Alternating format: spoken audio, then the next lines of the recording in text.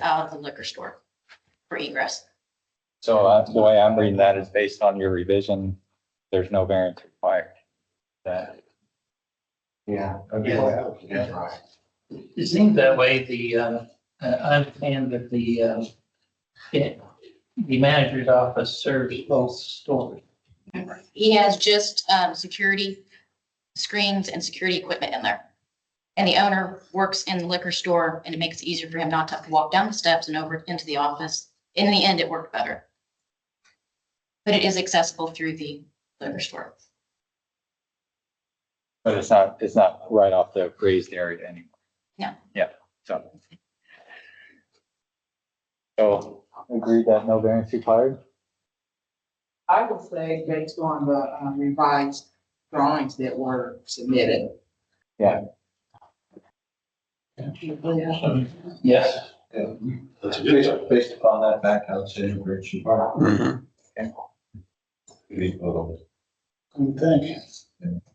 All right, motion, what is it? Motion, no variance required? Yeah, no variance required. Second. All those in favor? Aye. You guys made that easy.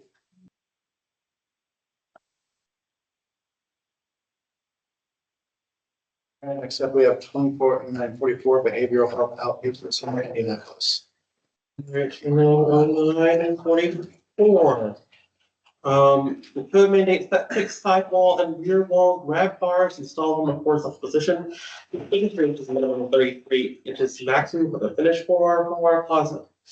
And 39 and 41 inches from the finished floor for vertical position grab bars. The submitter requested that horizontal grab bars be installed at 38 inches above the floor, and that for the horizontal bar, they be installed at 44 inches above the floor. This is Mark Spees. I'm with Stingle Hill Architecture, and Andrew Frazier is also on. Essentially, this is an issue between patient safety and accessibility. What the issue, so this is a outpatient behavioral health facility. So the owner wanted to, inside the private or inside the single-use patient toilet rooms, wanted to go with full ligature resistant construction, ultimately just to be extra conservative and extra safe, just from a ligature standpoint. The issue is that the toilet that had to be put in is a tank type toilet, when normally we would go with an in-wall flush assembly, but there was not enough existing water pressure to this building. This is a leased facility by the owner. So we had to go with the tank type, and there's obviously very limited products on the market that are ligature resistant and, you know, the tank type toilets. So that is what is pushing the grab bars 2 inches higher than the accessible limit.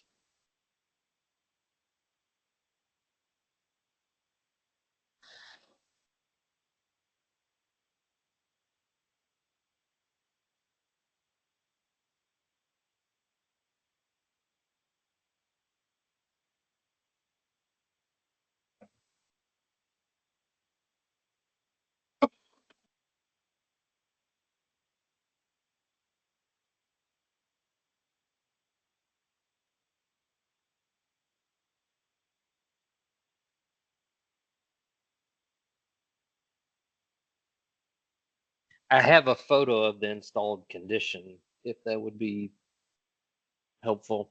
I don't know if I can share my screen on this or not.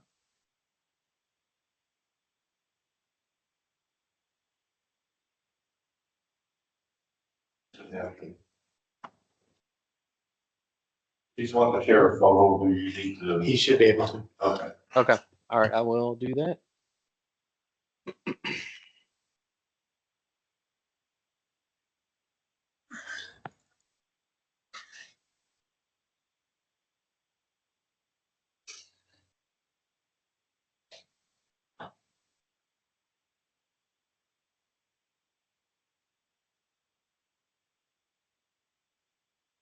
There it is. Yeah.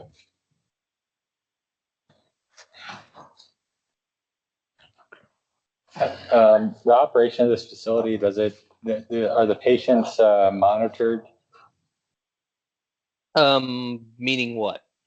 Like, is it something where patients are not checked in on routinely? No, I mean, so it's an outpatient clinic, so they're free to come and go. So it's not a secured facility. It's basically, think of a step down from an inpatient care. They come to group sessions, once a week or once a day, depending on what their treatment is. So inside the facility, there, therapists, social workers, clinicians that are there monitoring these folks, except in the bathroom, which the bathrooms are locked. They have to let them into these bathrooms. But again, this is just a additional safety precaution to make these ligature resistant. None of the rest of the building is ligature resistant. So that the patients can't access these bathrooms without the facilities personnel unlocking it for them. Correct. And theoretically, if a patient needed assistance, those personnel would assist them. Yes. On the screen.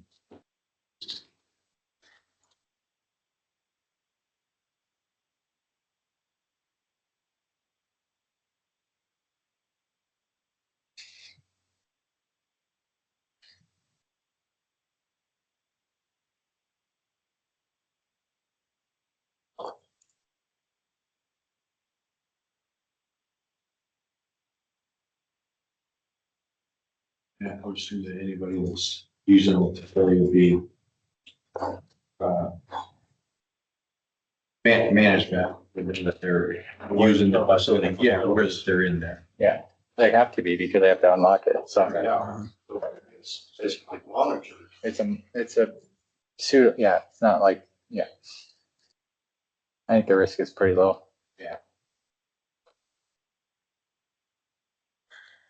And these grab bars are the ones that you typically use in a psych facility. Correct. I'm seeing the picture. Yeah. Yes. This is an outpatient facility of an inpatient hospital that's in the same city. Yeah, that looks like. Complete? Has it been I'm sorry? installed? Yeah, Has this been yeah, installed? this is done, installed. It's literally the last item that's preventing the final CO. I'd make a motion to approve. Second.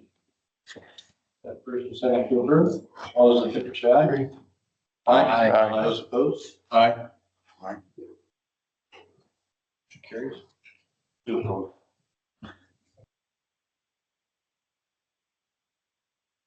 Yeah, you've been approved. Thank you. Thank you. I can ask you to go together, if you want to do there, if you want to. Do you want to do the next two, or is there? The last person, just farther up north end. I'm sorry, didn't hear. Oh, I said you wanted to do the next two together, is that what you're saying? I'm saying that the next two, I believe, are for the same facility, 45 and 46.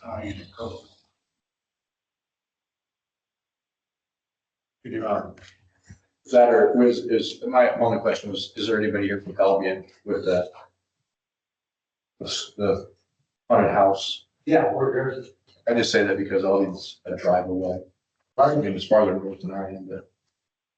I'm fine with that. You're far north, that's what he's talking. So we can hear that. Yeah, that's what I'm saying. So, we're about to break for lunch, so, rather than make you guys wait another hour. Thank you. So we could hear 240965 next, Green Center, out of the schoolhouse in Albion. Thank you for letting us go now. Appreciate Appreciate it. Hear my EHS first on that. it. Hang on 1 second. Okay. Yeah, this is a variance for a haunted house. The code is amended this section for the width of the aisles to be 3 feet wide, except for some sections less than 4 feet, less than 2 feet wide. They want to decrease the 3-foot requirement in several areas. 3 feet width, that is. Now, you guys have the drawings that I submitted. You Okay, good. Okay, just a second if I could, tell you just a couple of things about our community center. It's a schoolhouse that was due to consolidation was shut down, was turned over to the community. So now it's a community center. It's been that way for 42 years. Our haunted house has actually has been in operation for 42 years now. The existing structure that we're talking about right now in these drawings, it's been this way for over 20 years. And like I say, the community center, we use it for some fundraisers, ice cream social, fish. We just had our fish fry and fall festival last weekend. The purpose of the haunted house, this is all nonprofit. We're all volunteers. The purpose of the haunted house is just to provide funds to keep the building up. Right now, we're looking at some quotes for new furnaces and air conditioning for some of the rooms that we rent out. So that's why we're there. Like I said, this structure's been in place for like 20 some years. And the inspectors over the years had always told us that we were grandfathered on some of these things. And apparently this new section was put into place about 10 years ago. Is what we understand. I don't have access to the codes myself, but that's kind of when this new section was put in, and previous inspectors hadn't called us out on it. So if you want to take a look, what I've done in this drawing, it's not exactly architectural grade, I understand, but the items in parentheses I've shown all the areas that we don't meet the 3 foot wide, 5 foot high area. For example, the first one here on the left, we're 2 foot wide and 6 foot high and about 48 feet long. We have adequate, we meet the 50 foot exit requirements. And of course, we have people inside during the haunted house that know this floor plan, know all the exits. We meet all the other requirements, fire extinguishers, et cetera, et cetera. At any particular time, we have probably about 40 people in here at a time. That's including customers and workers combined. So that's kind of the size of this right now. The reason that we really can't meet those, we have limited space. We just don't have enough space to meet that 3 foot wide, 5 foot high requirements.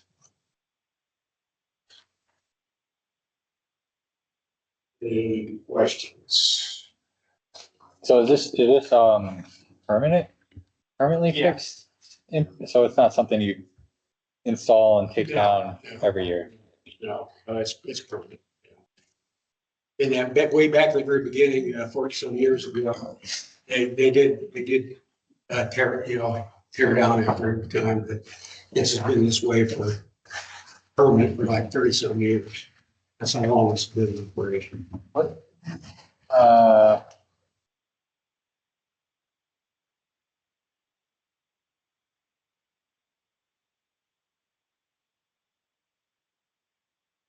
By the way, we're open 8 nights in October. That's it. So question, when you installed this back and when do you install this as it exists today? Yeah, that's what I'm saying. This basic structure right here has been there for over 20 years. Without removing it or Right, reinstalling it for 20 years? Right. We redecorate some rooms and that kind of stuff, but as far as the actual structure, So when you installed it, I guess I don't maybe fully understand how haunted houses work, because most of them you build it and then take it down, right? yeah, no, this is permanent in this location. So when you installed it 20 years ago, do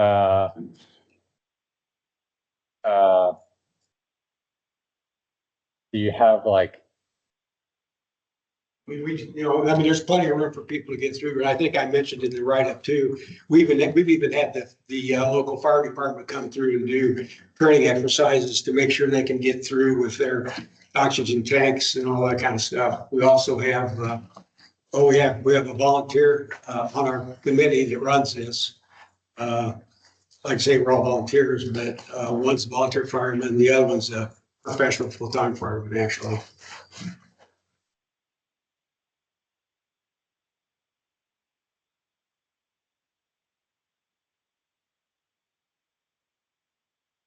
Problem we have with this, is the length of some of the narrow areas, and there's one area where you have to crawl through. Yeah, there is a crawler, yeah.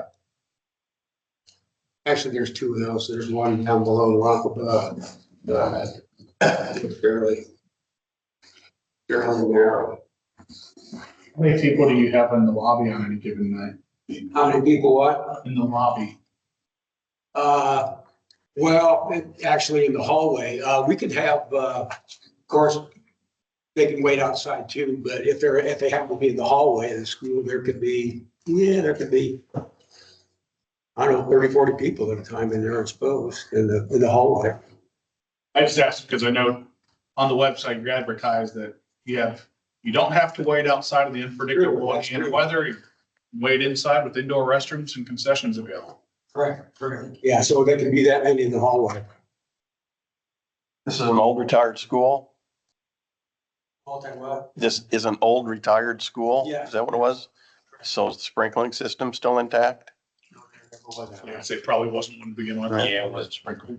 I mean, this school was built, we just had our 70-year reunion this last weekend, so the school's been there for 70 years. So when you guys put the haunted house in, did you add smoke detection in there as well? So are there smoke? Yeah. detectors, Oh, yeah. strobes? Oh, yeah, our inspectors have been on us every year to make improvements here and there, so we got smoke detectors. So you have smoke detection in the building, you have fire extinguishers. Yeah. And your local fire department comes in and Yeah, you have you have drawings and you give that to the local fire department, right. the drawings, in the event something happens, they know where people might be in that building. And then do you guys practice the fire drill before you start? Well, not really, but we also make sure that all the workers, in fact, the primary workers, the local school clubs, we have them come in, we make a donation to the school clubs and the workers come in and then we show it, we've got these drawings available. We also show them where all the emergency exits are and that kind of thing. So there's people stationed every, 20 feet in there, 20, 25 feet, there's people that know where all the emergency exits are, so. How long does it take to? About 30 minutes. About 30 minutes. Yeah. And you will have to crawl, climb, slide, squeeze your way through tight spaces and navigate through total blackout areas to a stone. You found our website. On some of those spots where you have to crawl through or is there an optional area for people that don't? Oh, yeah, to go around it. Yeah, because there's some people that don't want to do that. So, yeah, we got people at the entrance of that. And they say, Move them around the outside, in an area that they can actually move through and then. absolutely, yeah. We run into that every once in a while. Somebody says, I don't want to do that, so. And then we have all the emergency exits. We have signs up on all emergency exits, and make sure we have lights in that area. That kind of thing too. You keep saying workers, you're talking volunteers. Right. Yeah, we don't have paid workers or anything. Like I said, we have like the school clubs. Well, like the FFA, for example, they'll have a crew comes in, we donate money to the FFA, for example.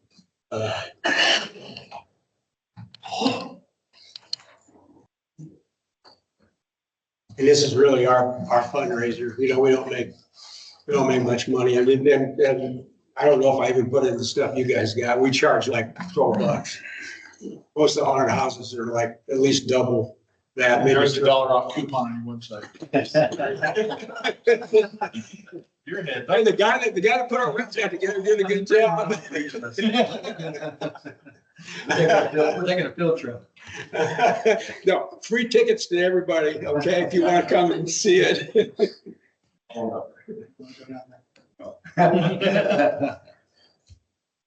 For the record, we cannot accept that. But you gotta be brave. You run up there and take a look at it. We just did new ethics training. We can't do that. Yeah, we have some kids that are like this tall, they go through and they laugh, and then we have girls in junior high that come back out, say, I can't do it anymore, they're scared, so.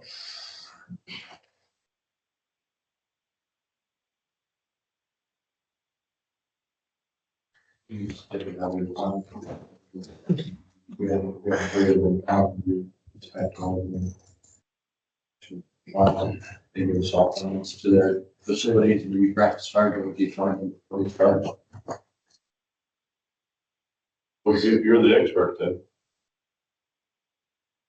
I understand, and if they've got an area, and if there's an area there that they're able to get around those and not have to go to the area. Oh, yeah, they're absolutely. So. I would vote to approve. Second. First and second to approve, those in favor? Aye. Those opposed? Ladies and gentlemen, our community thanks you, keeps us going. Well, you're doing good work. I'm serious about it, you come up, we'll let you free. So it's, Tour. what, 12:03? Take lunch. Back at 1 o'clock. This is good.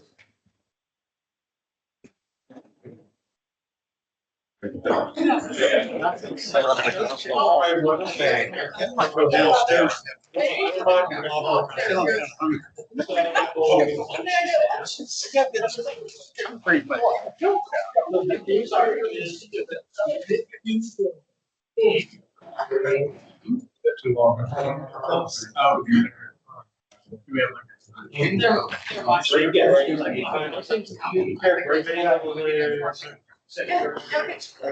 Yes, maybe. Pretty good.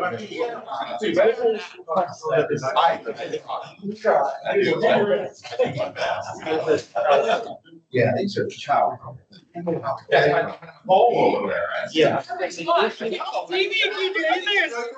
I'm great. So. It's a great place to hide.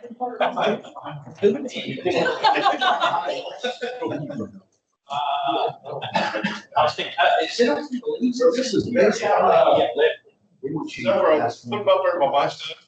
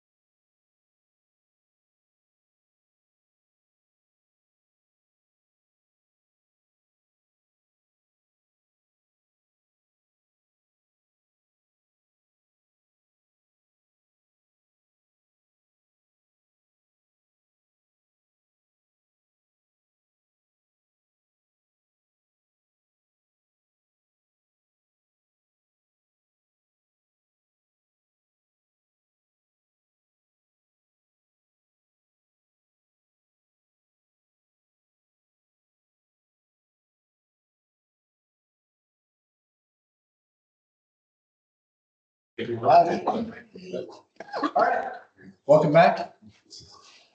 We'll get started with our variances. I think we are on 240945 fire inspection Kokomo. Yes. There are two that are the same, I believe. Is that correct? There are two that are related and next door to each other. Okay. So no change in the character or use of any building or structure will be permitted. That would cause the building or structure to be classified within a different occupancy group or within a different division, the same occupancy group, unless the building or structure complies with, it is made to comply with the current rules of the commission. The new construction of the proposed provides the use of the building. Or provisions of chapter 34 or rule 13. The submitted requests that these two buildings that are class 2 be used for their current use as a child care center. To clarify, their houses that they have been used as child care centers for a long time. And now they're just being asked to comply without using rule 13 or chapter 34. Matthew Crowley, I'm the chief inspector for IDHS. To clarify, this is a licensed child care center from FSSA. This is not a daycare or registered ministry. Therefore, if it's this makes this an I-4 or an E, and DHS would be opposed to supporting this variance.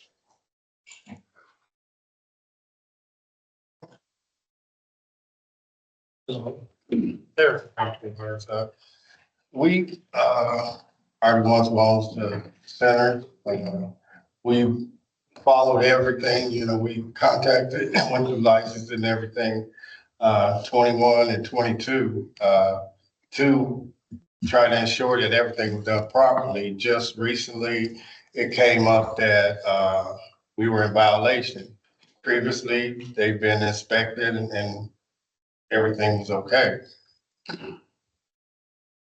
Also, fire marshal was out this year and cleared us on everything. And then,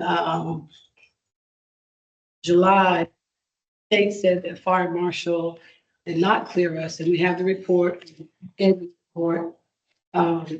We've been a licensed center from day one and have operated in good standards, no violations as far as the, fire marshal's concerned when they came out and inspected. One thing we had to do was put on our utility room that's what it, on the door, that's what it was a utility room. And it was a home, but we had it tore down to the studs and it was rebuilt up. There's no tub. The inside does not look like a home. There's a kitchen, there's 2 classrooms, there's 5 bathrooms. And you've been that way for how long? 21 and we, we had to relocate there almost, quickly. We previously was leasing a place, for like 13 years and they refused to sell it to us. And, so we ended up having to purchase those 2 buildings and renovate them so that we can continue to do business and, provide for our clients. And we got all the specs from licensing. And what we had to do, they came out and inspected, city inspected. We've had 2 marshal inspections and we've passed every time. And now all of a sudden so they told us that we needed to apply for a variance and they said that we would get it. Because we've been in business so long. This came from licensing. And we've been going From licensing, so who are you saying is licensing? Oh, child childcare. stay here. State. Through the state. That's the same.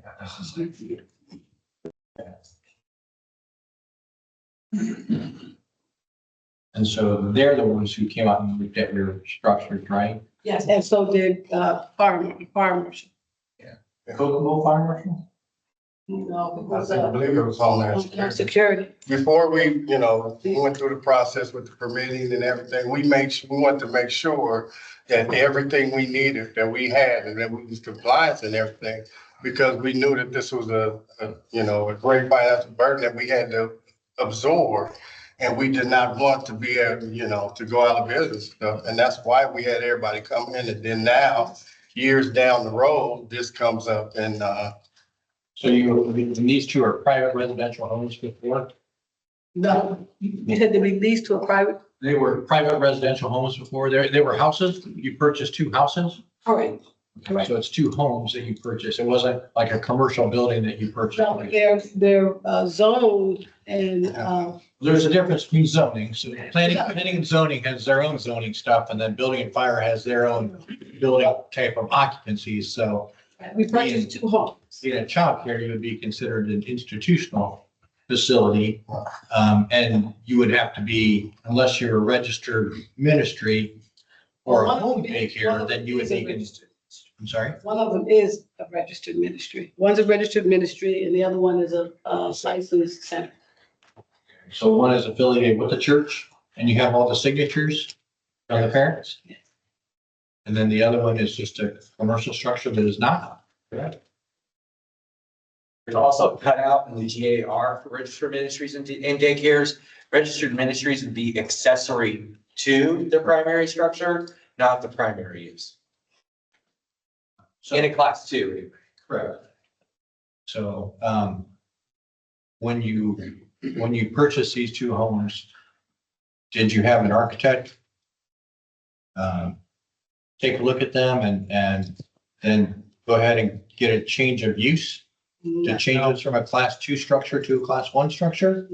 No, So that's something that should have been done. the child care center, the ministry, it was actually a business beforehand. Which is But you were changing the use of the building no matter what, so even if it had been a class 1 structure, you were still changing the use from a business to an institutional facility. Right. Or you'd be changing class 2 structure to a class 1 structure, which means that you need to meet the requirements of a class 1 structure and then meet the requirements of an institutional facility. And that's why we called, our license and everybody that we thought would be involved to make sure that we was doing everything right. I understand. So a lot of times what happens with these, sorry to say, is that you'll go to FSSA or a realtor who will sell you those homes and say, oh, you're good to go. Planning and zoning says that you can do this. And then FSA says, yeah, you can do that. You need to meet some of our criteria. But then there's always that stipulation at the very end of their forms that always says that you must meet all local and building, all local building and fire laws and ordinances or something like that is how it's put on there to tell you that you need to contact your authority having jurisdiction and have them come out and take a look at your facilities as well. We did, we contacted the city and everybody that we thought was involved and they actually came and looked, said, yes, everything, and then we was operating, several years, then it just came up in June. Do you have any of those inspection reports? I think I forwarded it too. It's the first attachment.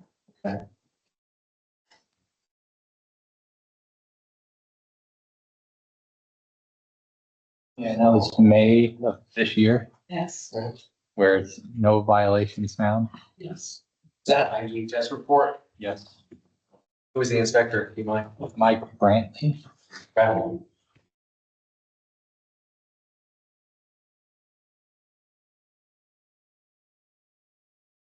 So there's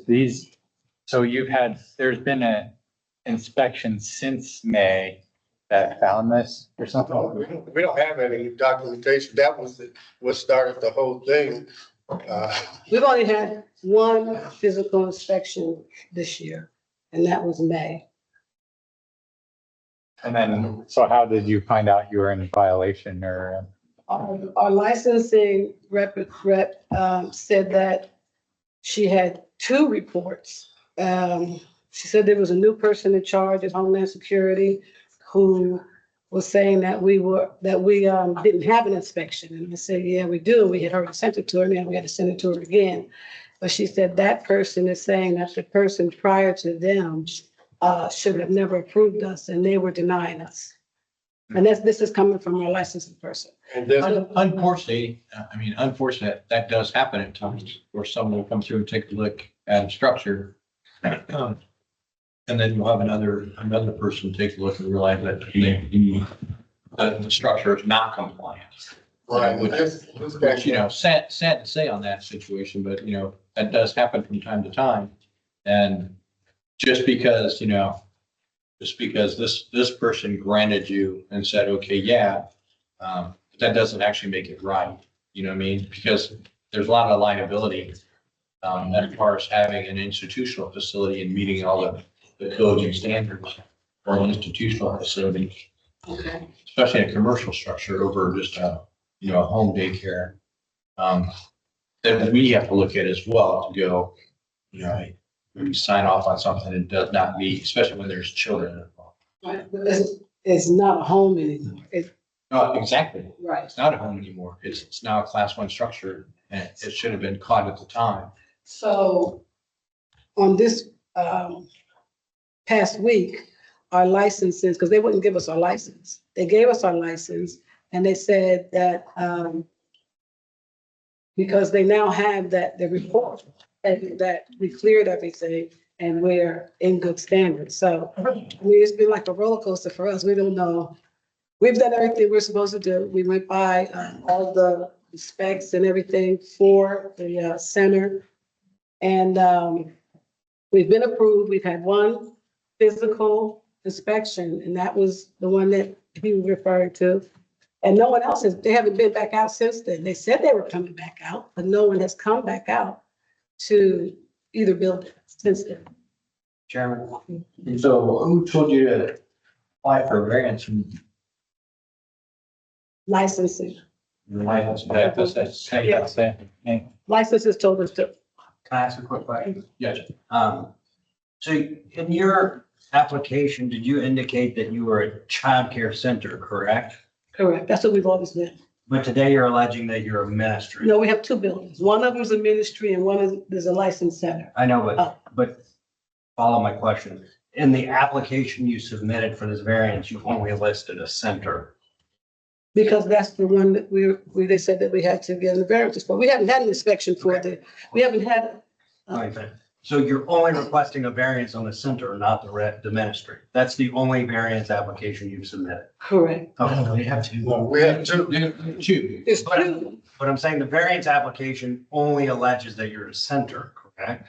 And you have not applied for a variance on the ministry, at least my reading of it. Both of them. Well, that's what you're.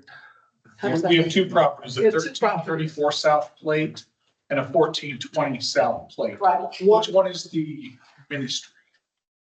1420 South Plate. Does that application indicate it's a ministry? Yeah, it says First Knock Child Care Ministry. Does the other one indicate it's a center? Yeah, Child Care Center. Okay. Where are you going with that? Well, Yeah. from my perspective, I would, because there needs to be some discussion with FSSA and potentially legal advice given to the commission. I'd advise, and the Attorney General's here, he can speak on it too. The commission, I'd be comfortable with them taking action on the one related to the child care center.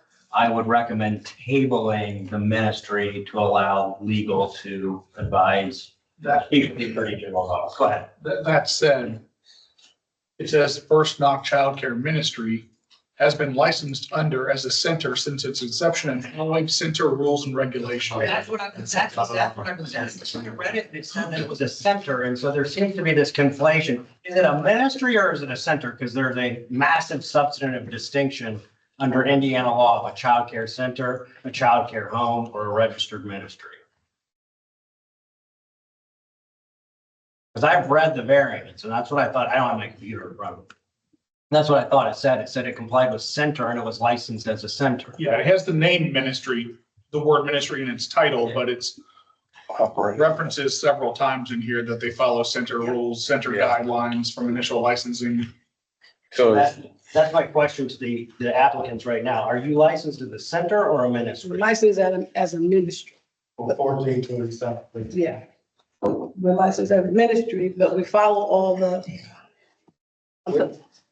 We're licensed as a ministry, for 1420 South Plate Street, and we follow all the rules that pertains to that. It's two different applications for a ministry and for a center. And these are actually the two that we went by in that. The wording was probably just mixed up. This is the first time I've ever had to go through something like this, so, I could have, messed up the word, but we actually called everybody we could so that we would go by, because when their licensing comes in, they go by the survey just like this. And this is what we had presented to them to go step by step to try to make sure we would have a review. And this is the one for the center. One is, sir. Good. So one is, is 1420 and one is 1334. So, Let's focus on one property at a time. okay. 1420 is what we're gonna focus on.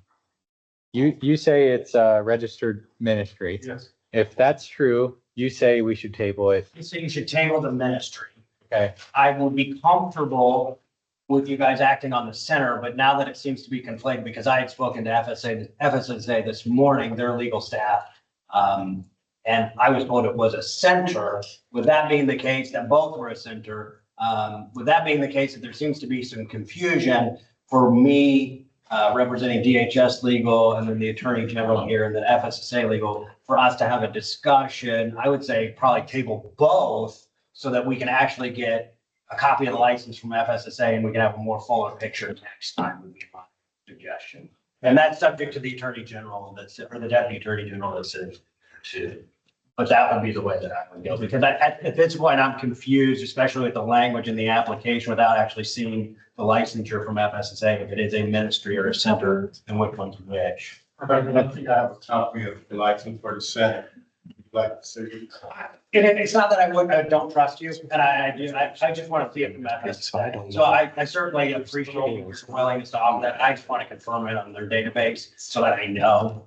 so if we table both of them, Yeah.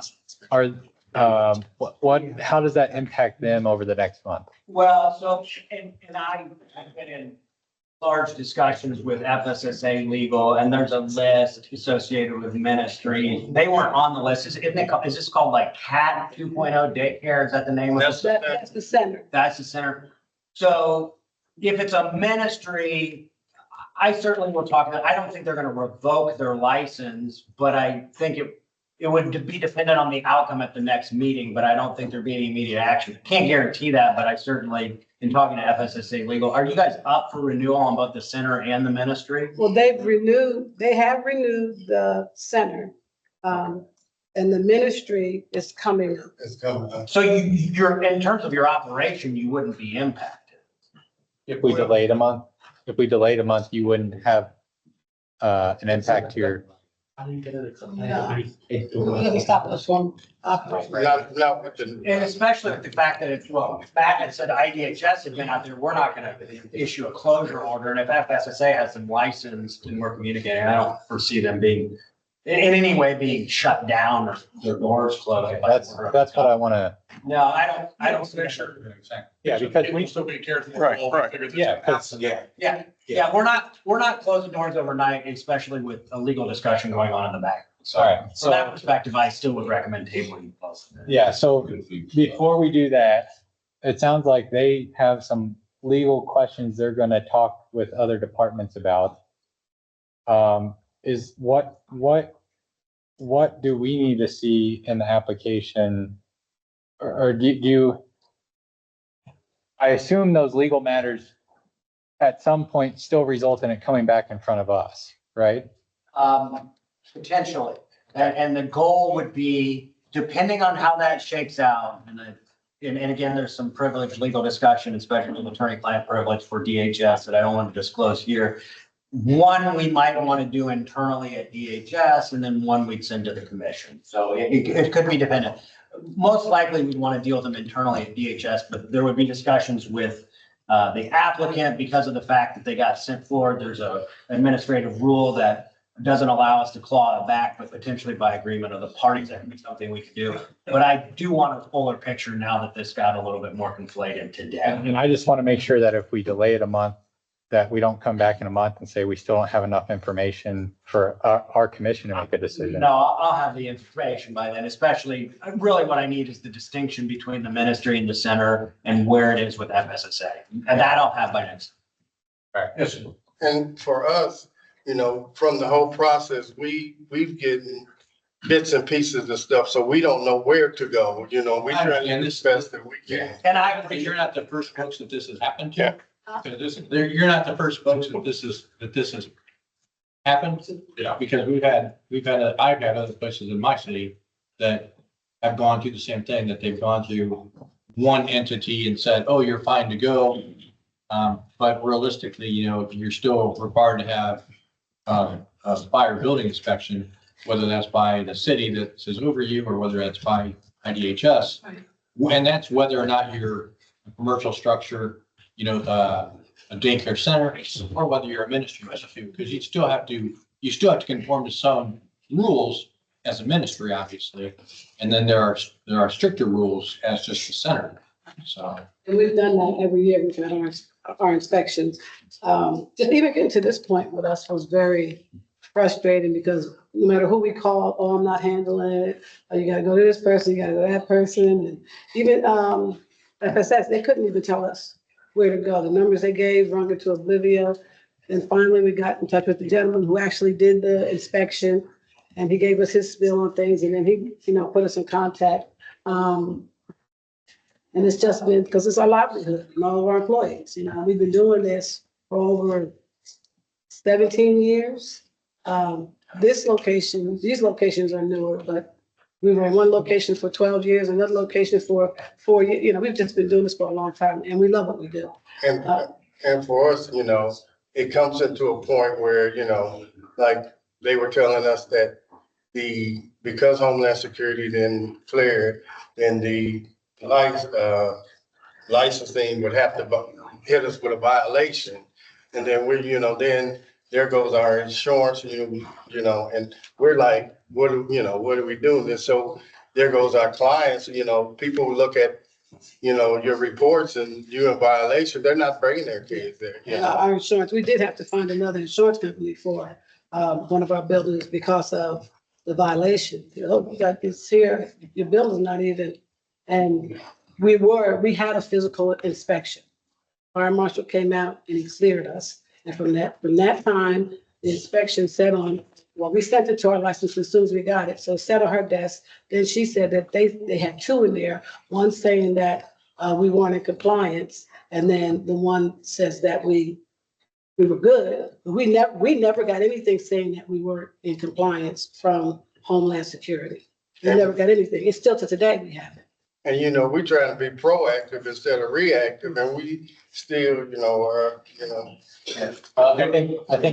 I think what's gonna happen is we're gonna table it. We'll be back here in a month. We have a virtual option, so if you wanna call in instead of show up in person, that's an option. And being proactive, there are code consultants out there that can help you navigate the stuff that we talk about. So consider reaching out to a code consultant or an architect to talk about that as well. Okay. We don't even know what they're saying about the building is not in compliance. so that's where, if you want to be proactive, getting a professional like that involved will help you navigate all the stuff in here that answer some of your questions. I would suggest getting hold of an architect or a code compliance person, So code counsel. are you saying that there's a good chance we won't get a variance? I'm just saying, You don't actually want to talk to me about that. I could tell you exactly what you need, but you wouldn't want to hear that from me because I'm gonna tell you everything that you need to do. Yeah. And a code person, code counselor, or an architect try to find other ways. He's brutally honest. yes. And just next one, you'll be in the table of variances at the beginning of the agenda, so you won't need to wait all day to be heard. So if you do want to come down, just know it'll be in the morning. It's probably always in your best interest to be here first. So I'm hearing right now, Tyler, legal, You're gonna do some research, you're gonna reach out.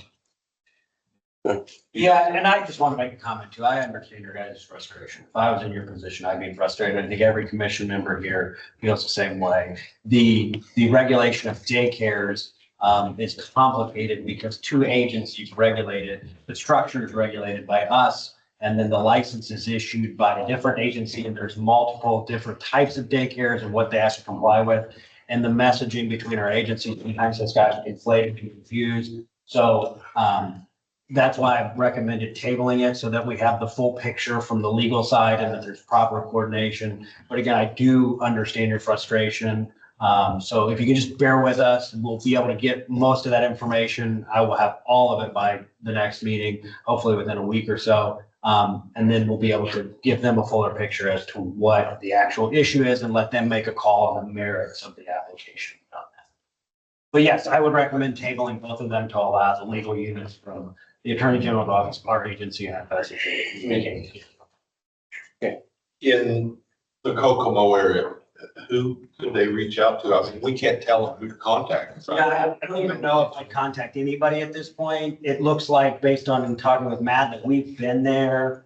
So Matt and I will discuss what our involvement in terms of inspection is. I'll have access to those reports. I'll then have access to the licensure with FSSA. So we'll have a full factual and legal picture by the November meeting. I think we see code consultants from all over the state, representing all parts of the state, so it doesn't necessarily need to be somebody in Kokomo.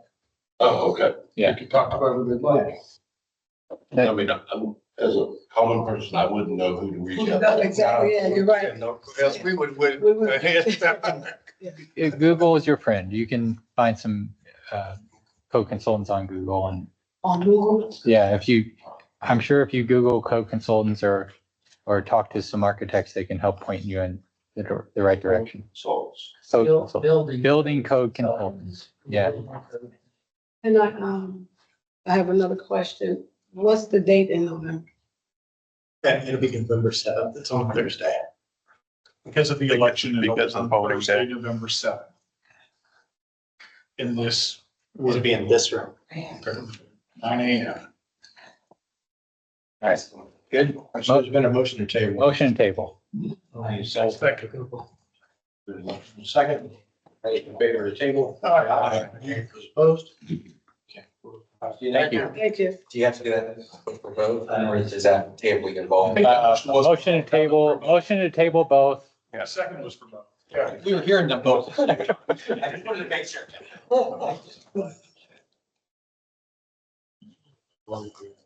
Thank you, Logan. I wouldn't know how to direct you to find one. Yeah, Google's a friend. All right. Move forward, we have 240947, the Union issues District Phase 2. The proponents also requested that this one be tabled. Motion to table. Second. Thank you. Second, all in favor of tabling? Aye. Alright, so after that, we have 240948, Willow's Edge Event Venue, Winchester. Yes. Yeah, working on it. I lost the.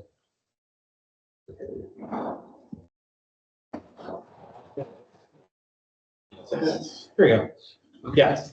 The code requires a sprinkler system to be provided in group A2 occupancies where the fire exceeds 5,000 square foot or have an occupant load of 100 or more. The request is to allow an A2 occupancy with an occupant load limited to an occupant load of 250, and not have a fire suppression system. This is a sequel to a previous approved variance, 22-10-23. And they're coming back just to update you all from that. Hello, I'm Charity Cox. I'm one of the owners of Willow's Edge. Me and my husband own it in Winchester, Indiana. I was lucky enough to come up to you guys 2 years ago, and you guys granted a variance for us, but you guys did have us put on 14 different parameters and things like that. With that variance approval, me and my husband, we've done that 14. We've also done more. I've worked with our local fire chief that I've attached a letter to him, stating that he has been to our building and he has inspected it. Our fire system is through Protec, and I have an email with them working on having them come and inspect our fire alarm system once a year to make sure that we're up to date and we're doing everything that we need to do. Our biggest problem is we were in the country, we couldn't get water to us, and I've attached quotes for sprinkler systems and to get water to us. The sprinkler system, back in 22 years ago, that you should have access to was $65,000 just to get a tank and everything. That's not including, because our building is now complete. When we went to 2 years ago, we didn't start building because it was like, if we didn't get that variance, we were not gonna have a project because the money for the sprinkler system and everything to get to it would have exceeded our ability to even run the business. So we have it now, and then that 65,000 was just for the sprinkler system. That not includes us building onto our building because we do not have a room for a tank. And it would be $252,000 just to get water to our property with the correct pressure. I also attached a letter from the mayor stating that there is no more developingness, like you guys said, maybe come back in 2 years if it's more developed. We'll talk more about it, but there's a letter attached from the mayor stating that there is no more developing towards us. The water line is tapped out where they're at. So to get water to us would be basically impossible to get city water to us.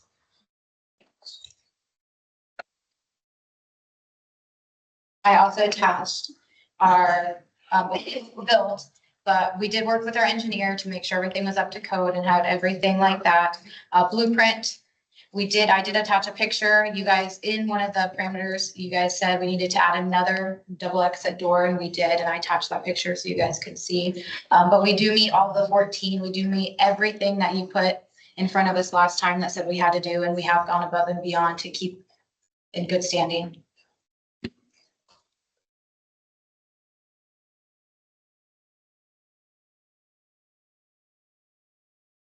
So this was built a few years ago? Brand new? Our first event was November 2nd of last year. Oh, so We broke ground in February, late February of 23. okay. But we came to you in October because we're like, if we have to get a sprinkler system with the cost of how much it would take to get water, this project's not gonna happen. We can't move forward. And so we came to you first. You did what most people should do. Thank you. I like to dot my i's and cross my t's. I'm a teacher. I'm an ag teacher for a living. So I know the importance of. And how much was the total cost of the building? The total cost Yeah. with land was a little less than $800,000, but we did pay over $125,000 for the land. So I would say, and we're still not done. We're getting concrete next week. We're getting 4-foot concrete sidewalks next week. So we're still not completely done. So we don't have like a total final cost. I would say between $600,000 and $700,000. And just getting water, the 252, that's a good chunk of what it would had cost for us.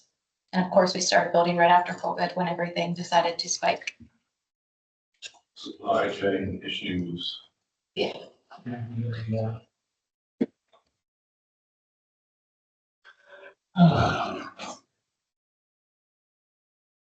And I also went to, so our district is White River, and I've been working with Jeff Sears, the fire chief there, and he's come out and seen the grounds and everything like that. But Winchester's fire department, his chief is Dwayne Wiggins, and I actually met him because I was going to him first to like meet with him to like come out, see the place, give us the blueprint so that they could be very familiar with the thing. And he's like, actually, your chief is Chief Shears, not me. So I have worked with both of the fire departments in our town. So that they're very familiar with the building. They've been in, inspected it, and our Protec, our fire alarm system that we have, once a year, I'm gonna have them come in and run a test just to make sure that it is working and nothing's faulty or anything. For the fire alarm system, you have to do that anyway. You have to have a test, and it has to be inspected and tested and maintained on a regular basis, and a report has to be filed. And that's a given. So. Not anything that would be like, oh, we're doing this above and beyond. Requirement once you have fire alarms. Is it once a year? Is it a requirement? Okay. Let's see, yeah. Sorry? It's just, yeah, Yeah. Yeah, it is, but yeah, it would be a violation of that. If you're running up for a violation, they'd get a ticket if they didn't do it, yeah. I did attach the fire alarm inspection test and everything, so that you guys can see that our fire alarm system does work and all the tests. Through. That's with ProTech. Who tests your fire alarm? ProTech. It's, should look something like this. And I was not there that day, I was working, so I'm sure that they're working with the local fire department, because I'm sure that test goes to the fire department.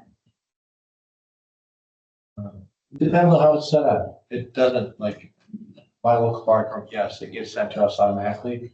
But in most cases, it does not. In most cases, it is supposed to go to you and you are to keep it on hand on the property. For any local building or fire official to peruse anytime that they really choose to do when they do an inspection.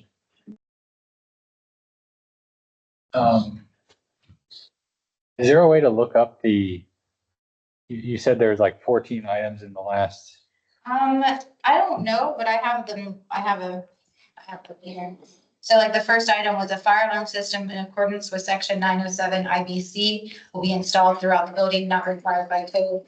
Smoke detection would be provided through the building and tied to the fire alarm system. A shunt trip will be provided to shut off any sound equipment when the fire alarm system is activated. Maximum exit access travel distance will be less than 100 feet. The event space will have 3 exits directly to the exterior of the main building, 6 exits to the exterior in total, plus 2 garage doors that can be operated without power. Number 6 is 180-foot total egress with provided code. 7 exit doors will swing in the direction of travel and be equipped with panic hardware as required. 8 exit signs and emergency lighting will be provided as required. 9 decorative lighting will be commercial grade and comply with Indiana electrical code. 10, there is no kitchen located in the building to help reduce fire hazards. 11, appropriate number of fire extinguishers in area. 12, total maximum digital distance is 20-1. 13, door separation distance is 69-5. Calculated occupancy load is 485 persons. The planned peak load will be 250 in peak situations and closer to 150 or less on day-to-day events. So we did do a max occupancy of 250 and we do not go over that. Did accept that. is that posted? Yeah, that is posted. Then, so I know you read all that. We didn't get any of that. I mean, I wish that would have been updated to us or sent to us as well, but. Well, it sounds like it was in the original. Yeah, it was that was the original variance. yes, but those records are deleted after a year. Yeah, there's no way to get it. No, I'm saying she's got it. Yeah. Sent to us, it wasn't sent to us to see. Yeah. But so the stipulation on the sprinkler system was, Those 14 items. plus the stipulation of the sprinkler system to be installed by.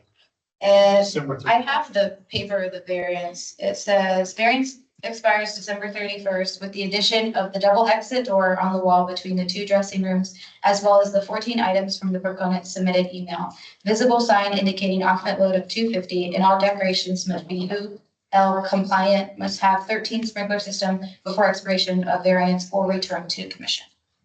So this is. Yeah, I decided to do it early. Okay, that's fine. I did, yeah, no, I just wanted to make sure that was in. Like I said, we didn't get a copy of that. It's not screenshot of variance. There's no water across the street, the golf course? There is water, but it's not high pressure. So how the situation started is we were looking at property and our engineer was like, you have to have city water for your sprinkler system. And we're like, okay. So I reached out, we saw this property, which used to be a junkyard. And I reached out to the water company. I said, if we buy this property, can we get city water? It's literally right across the street. There was a hydrant right across the street. And he's like, we'll go out, run tests, and we'll let you know. And then I got an email saying that it was 417 and we needed 400 to go for it to be good. So we were good. We got 417 and it needed to be 400. We're all good to go. So we bought the very expensive property that the golf course has been trying to buy for a long time. And then when it came said and done to go get water, the engineers said, I'm sorry, you have to tie on down the road, which is, I don't know how many miles down the road. I'm sorry. And so I'm talking this down the phone. I'm like, this email I'm reading this email from you saying we're at 417, 400, we're good to go. And he's like, I'm really sorry. I didn't know you thought I was an engineer and could make that. We had bought the property with thinking that we could get city water to have a sprinkler system, but when it turned out he was not an engineer, then he cannot approve that. I was silly to think that he could. So then we went that route, and then that showed us to you guys, and we haven't even started, like I said, we didn't even start building, because if we had to have a sprinkler system, and even today, the cost is just so large. We've been doing well, but we're actually like negative 4,000 some this year, because we're putting in concrete sidewalks, and I want to say no small business really makes money right off the bat. Next year is probably gonna be the same. We might be able, since we're not gonna do any big projects, have like show profit, a little bit of profit, but I know right now if we had to get a sprinkler system with the cost, we would not be able to be able. Who again were you talking to that thought he was? The water company. So Winchester does not own the water company. They're actually through Richmond, Indiana. It's calm. Yeah, and so, the mayor was gracious enough. We did get city sewer. Like I said, we're literally right across the street from city. We were able to get a grinder pit. The mayor did allow us to get a grinder pit to be on city sewer. We just can't get access to city water cheaply, effectively. You know, the cost. That's the puzzle. If you guys look on Google Maps, you can see across the street is a housing development, and that's at the end of their line. And that's why they said that the pressure won't work, because then we would take all of the housing pressure. Yeah,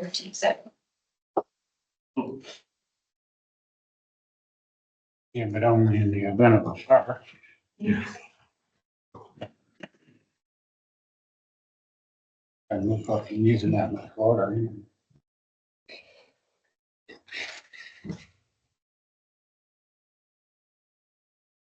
Hmm.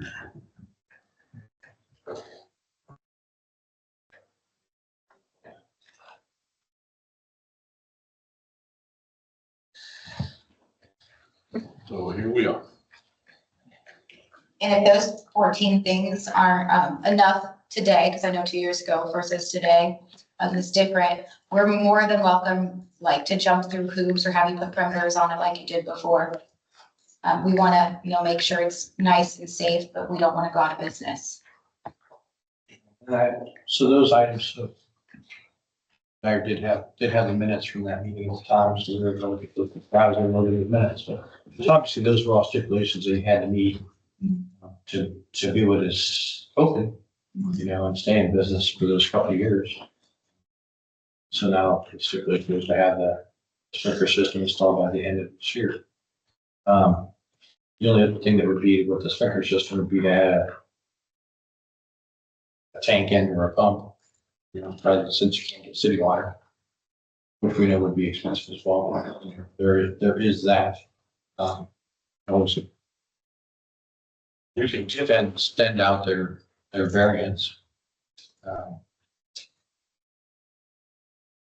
What's the size of the building again? It's 9,600 square feet. But if you go, there's one picture of our main room. It's all just one big main room. Our website has more pictures. And if you go to our gallery, you can see, it's just one big room. We have a bridal suite, we have a groom suite, we have our bathrooms. We have a caterer room, where they have tables set up, and we do a caterer prep room where we apply. They have a sink, a refrigerator and freezer and counter space. And, then we have a bar area. So you said you're hooked up to the city sewer system. Yes, the city sewer, not the water. You can't get any water from that. No, we can't get any water, city water. No. Tap water. We have a well, is what we got right now. But no city water at all. It's crazy, I know. Wow. Yes. And that's the letter, the mayor, I know sent a letter saying like, they're not expanding, like they're not building any more towards us or anything like that. And they've kind of tapped their lines out to extend city water and to us. I read the letter from Mary, pretty effectively closes off any possibility of further help, doesn't it? Yeah. That's subject to change. I mean, I, Actually, if somebody came in there and that big enough developer came in, that. Or a new mayor. Yeah. These things happen, so. I mean, what, based on the That's, meeting, that's part of the problem of having these variances. No, don't take this as any offense, but that's part of the variance, the problem of doing these variances and putting it out and going, oh, well, we'll give you 2 years, we'll give you 3 years to get it done. And then, Right. and then also now we have this where it's like, well, we're not gonna give you one. Yeah, but well, and the intent, a lot of times when we give it to your No, exactly. is gives you 2 years to have a successful business, start banking money and putting money aside in order to reinstall. You know, we're not saying you don't need to do it. We're saying we'll allow your business to grow while you set money aside to be compliant. well, and I suspect, I mean, I don't know what the meeting minutes said, but based on how I think we would have thought is we would have looked at the development and said, well, maybe they'll expand the development and it'll be easier to get water as well. Yeah, I think it was so along the lines of if it's developed closer to you, then you'll need to get it, but come see us, because if it's not, then we can extend yours and we can do like a whatever. So that's. Sorry.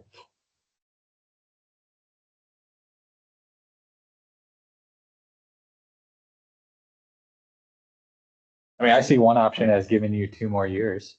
I mean, is that an option you'd be willing to consider? Yeah, I obviously would take that. But I think what we're looking at is we can't get water to us. If we have to pay for our own water, because I know earlier they were talking about paying for like fire hydrants and stuff. That's a real thing. We were charged $41,000 to get probably 100 meters electricity down our road, just so we could have 3-phase. The electric company put that on us. That's like general. They can share for somebody. Yes, and so we asked the city for help or the county commissioners and they said, no, we can't help a private business. And so they didn't help with that. So I was sitting back there and I'm like, yeah, I bet they are trying to have you pay for the water because it is real life. I think we know that water is not going to be easily accessible to us. And our thinking is a kind of like, I don't want to say a forever one or maybe a longer one.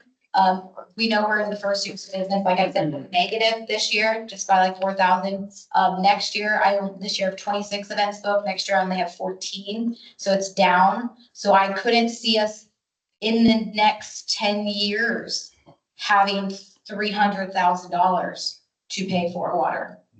And then when you have to bring water to you, you can always do a tank and they can provide a tank. Yeah, there's different options.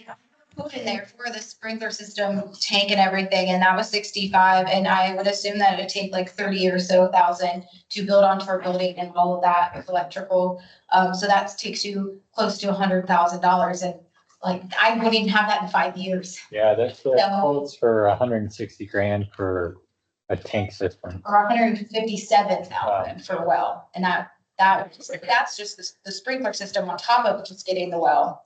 And then, so that's over 200,000. I understand that, but you know, again, no offense meant to you at all, but that's the cost of doing business. So if you were in the city of Winchester, you would have had a sprinkler system, you know, and you would have had that cost of a sprinkler system. Now, granted, there's extra cost here because they have to try and get you water. You have to put a tank in, and there are other event centers around that have had to add tanks and or other facilities that have had to put a tank in, you know, so I mean, for me to say, you know, never, because we don't know. We don't know never because, you know, Mr. Hopkins is correct. It could be a new mayor that could say, hey, we want to bring in more development and we're gonna do this or that to gain that development, or it could be that you get a huge developer in that says, hey, you know, this is a nice area. I want to put a new housing addition in. I'm gonna run lines, get to that housing addition. You know? Yeah, no, That could happen. I don't know. I don't know your area. So. Oh, and just in the country. But going back to yours, so we would take 2 years to see if we could build up funds to do it, but in all realistic, I would say interest rates are really bad right now for us. So I would say it would be 10 years before.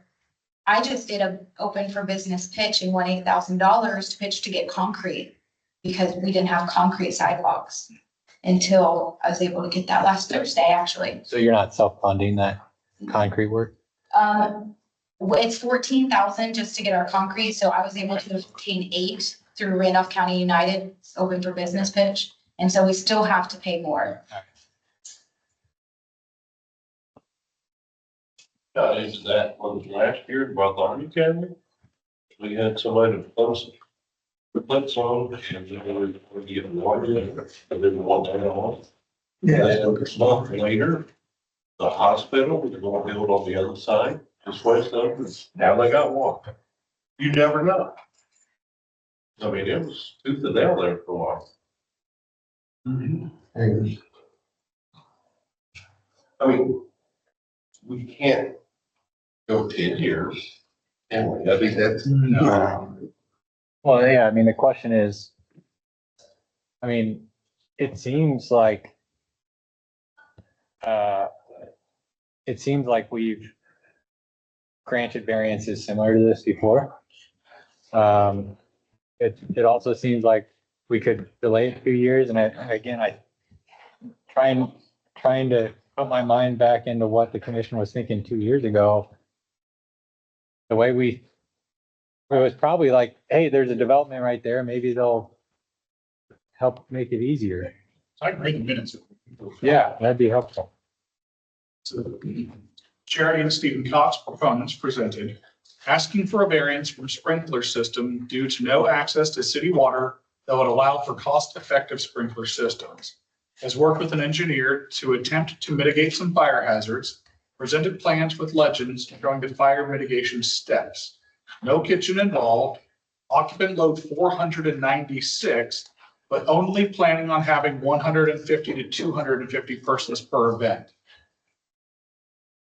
Mr. Panicky asked if they would be willing to add another set of double exit doors between the dressing rooms. Proponent indicated that they would be willing. Proponent indicated that she has met with local fire official and is working with him. Mr. Marua asked if he had submitted a written statement of support. Proponent indicated that she would be willing to ask for one. Mr. Panicky asked if they would be willing to take a time-limited variance to see if the city is willing to move water to them or whether it needs to be a permanent variance. Proponent indicated they would be willing. Mr. Panicky moved to approve with the following conditions. Variance expires December 31, 2024, with the addition of a double exit door on the wall between the 2 dressing rooms, as well as the 14 items from the proponent's submitted email. Visible sign indicating occupant load is 250 people. All decorations must be UL compliant and must have a 13 sprinkler system before expiration of variance or return to commission. Hi, I'm here today. Yeah. So yeah, that's why we should get off of, and that's why I had them write a letter, because you asked last time, you're like, does he have an email saying that he's contacted you? I said, I'll get you one. So I brought one for you today. So like he said, that's where we were left off. Either if it's developed more, that's great. You have to get a sprinkler system. If it's not, then like you had said. And honestly, I tend to have a similar pattern of thinking when it comes to these types of variances, because this isn't an existing barn facility that's being repurposed and reused. This is a brand new construction being built where there's no water. Why? I mean, you said it was the high-priced piece of land that the golf course had been wanting. Why didn't you? Well, it's your business. Okay. Look, we bought it after I had those emails from, and I even have the email saying like 417, you needed 400, you're good to go. And that's the only reason we started that, is because off of the water. We based it off the water, because engineer for years, because we had this thought in 2019 when we got married. And he's like, you need a sprinkler system, you need a sprinkler system, you have to have a sprinkler system, you have to have city water, city. So we looked and looked at land and looked, and we finally came across this junkyard and said, yes. Let's see, let me contact the water company first, did that, thought we were all good until it came down to it. And so we would not have bought this property knowing that it's because of the excessive cost of getting water. It seems like we granted a temporary variance to allow for more economical development and costing of water.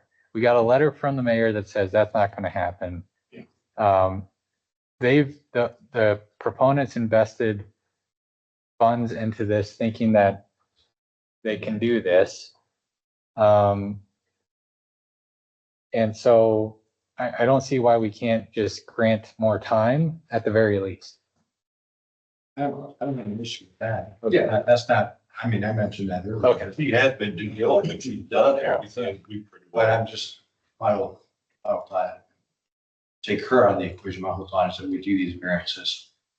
And this does happen where we grant a variance and also now you can't get water. If this was something different, this was a factory or an H1 or, something different.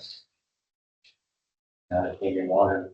And not this is an assembly building where they should actually have water because people are eating and drinking and. But, so I'm willing to give them more time, that's what's needed.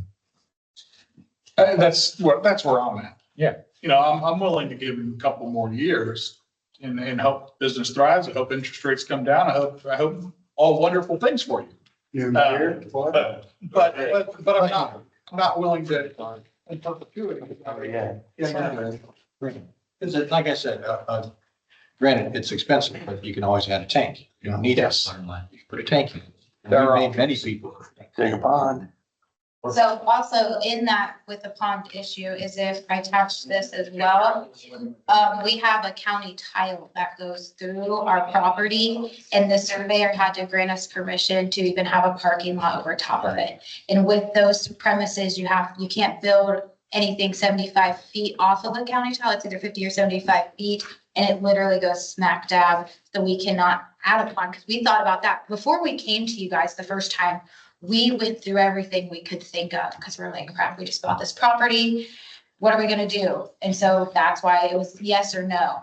And when we came to you guys, luckily you guys saw our problem and everything like that. And then, like I said, we were under the impression, like you had read, that if development was not closer, then you would grant us a variance. Cause I know, like, I would be thankful for 2 years and hopefully I would be able to get the funds and everything available to do all of that. But I'm going to assume that I think what hurts our business the most is an election year. So people are not spending money as much as they would. And so our finances go off of like our 2025 finances go off of our 2026 bookings because they have to do a down payment and everything like that. So in 2 years from now, we have 0 people in 2026 booked. If that could be different in 6 months, I don't know. And obviously I hope it's gonna be more. So I don't see our finances being able in 2 years to be able to do that. We can try if that's what we need to do, but I do know after talks with the mayor and everybody, and like he said, they aren't building, like we're as far as they're building out. And we built that, like the city's not building out anymore. Have you spoken, and this just throwing ideas out. Big field just to the east of you. That have you spoken with that landowner to see if perhaps he'd be interested in selling off port because that would be away from that county tile. You could put in a lake that'd be right next to your outdoor wedding area. We can have that. I haven't had that conversation, but I'm sure, we would figure something out. But I do know if you also check out like Randolph and Wayne County, we're getting overtaken by solar fields. And so farmland is getting sold to solar fields. So I could hopefully not, because it won't be very pretty for a venue, but they don't need water as well, I don't think. So I'm just trying to think outside the box, maybe get some ideas going that you might look into because I'm just one vote. Let's I understand. people on board for 2-3 year, maybe we choose on it. I mean, we're Yes. kicking the can down the road. That's the best. You're agreeable to kicking the can down the road. We kick it down the road and it comes to the point where it has not expanded, just like our last meeting, you're like, if it doesn't expand to you, come back and we'll approve a variance. And now I'm back because it hasn't expanded for an approved variance. What types of things do need to happen for there to be an approved variance down the road? Or are you just saying to us, you guys have to get it, we're just gonna give you a couple years to get it? You have to figure it Yeah, out. that's where I'm at. So you need to sprinkler it. Yeah. We're willing to give you 2 years, 3 years, whatnot, to build up those funds and get it done. Yeah, I mean, the option is to, because if they don't bring you water, the option is to have water to yourself, whether that's pond or whether that's a tank. And those are doable things, you know, especially for a business, those are doable things to be able to, and granted, I realize that you're not as busy as you would like to be, possibly, I don't know, you know. I don't know that kind of market. Obviously, we hear these things every single month, all the time, so I would assume that the event market is booming because people come here all the time trying to get variances for stuff like that. Yeah. So I would think that that would be a booming market. I know around my area, the event centers stay busy most of the time. But so you've got that couple of years that we could, you know, I would be willing to say 2 more years to extend it out and have you come back and see where you are and get someone that's going to give you a bid to put a tank in. I mean, you said you drill a well, right? Yes, good luck. And your primary business is basically weekends, right? Mhm. I mean, I'm thinking, Yes. I mean, you could, if it's a good solid well, if you had a tank, you could pump through the week while you're not using the water into a tank. Mhm. I mean, there's different options, you know. And how do you eat the elephant in the room? What's not in the tank? Maybe it might be a tank and a pump. Hey, here's what I've done so far. No water's coming. I'm doing these steps to get toward that goal. Instead of have to write a check for a big chunk of money. Yeah, I think the point is that giving the timeline is not a timeline of, at the end of that timeline, I'm gonna get a variance to not do it. I think the timeline is more of, hey, we understand you're trying to run a business. This is a big financial burden, and we're giving you time to figure that out within your business practice. And by the way, you can come back and show that you're working towards it, and just need more time. But like coming back in a couple of years and saying, we're still not going to do it is probably not the right approach to get a decision from us, is kind of what I'm feeling. Yeah. No, I understand. This group can change too. Yeah. So, I mean, any other questions? Go to like 4 years instead of 2? Would that be a thing? That's a stretch. I was talking 2 years. 2 years and have you come back to us, and hopefully you've been able to bank that money or we'll get a loan. You can really purchase that. Or start progress, right? You know, I'm sorry. Or show progress. Or show progress. Yeah. You know, if you say, hey, look, Carol saying we've started the process, we've got someone bid, we've got, you know, a contract set up, they're going to install a tank. You know, they're gonna put a tank in first. And then we're going to put the, you know, run the system in, something like that. Do you by chance know how big of a tank you would need for it? I I have a bid in here for one, but I haven't. Depends on the size of the building. You'd have to have a fire protection engineer that would come out and size that and give you what type of line you need, how large line, how much water you need. You got what you need. So we don't can do that. Hmm. Our protection contractor can do this, because they do design build all the time. Yeah, I have one in here for a tank. That was the $157,000 one for a tank. not including. It's not that bad in price for 10,000. Yeah, but that's 2 years ago. Yeah, so that was 2 years ago. Maybe I just missed something in this conversation. 2 years ago, can't remember if I was on here or not. However, that if you couldn't get it to come back, we would give you a variance. Yeah, if you want him to read that, the end of that. Okay. And there is, you know, you had to have a sprinkler system installed by the expiration. Or come back for a variance. There's, yeah. So, Okay, I just wanted. Yeah, no, yeah, and I don't know, could you read that? And then, yes, you were home. Oh, You're in the minutes. You're just saying, I think it said to come back to get a variance, that meaning it was gonna be given, that go through this process, right? Yes, it which says is what's happening. the day of variance expires December 31st, 2024. With the addition of a double door on the wall, blah, blah, blah, then must have a 13 sprinkler system before expiration of variance or return to commission. To get it, To extend it there. extend the variance. That's probably what we are intending is to extend it.